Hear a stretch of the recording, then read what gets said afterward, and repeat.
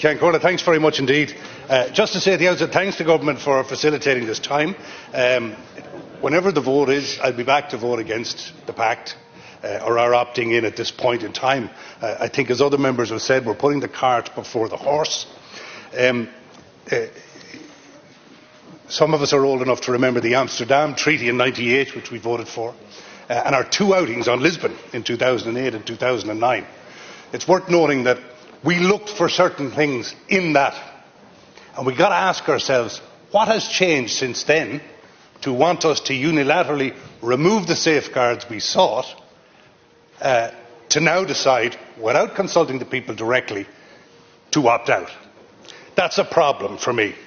Only 3 of the current cabinet, in fact only 3 of the 18 who attend cabinet, including the chief whip, the super juniors and so on, were around these houses in 1998. In fact, the new deputy leader of Fianna Fáil was just 8 years old.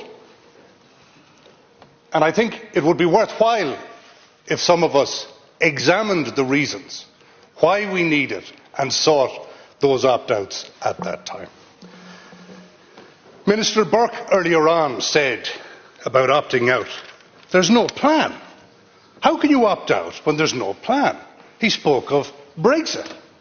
But yet what you want us to do is to opt in to the Migration Pact when we evidently and demonstrably have no plan, such that, as Deputy Marian Harkin has rightly pointed out, we want to legislate after the fact, when it will be a fait accompli. This is what we must do. We have opted in.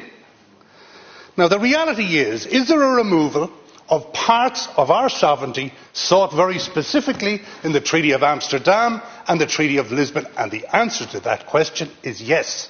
And again, as Marian Harkin rightly pointed out, it will be decided by others under qualified majority voting just how many European colleagues feel Ireland are capable of taking in the future. Now, we have the lowest population per square kilometre in Ireland, in Europe. It's 71, Ciancórla. It's 279 in Belgium, 94 in Spain, 137 in Denmark. I wonder where they're going to feel the capacity exists. And that will be a fait accompli.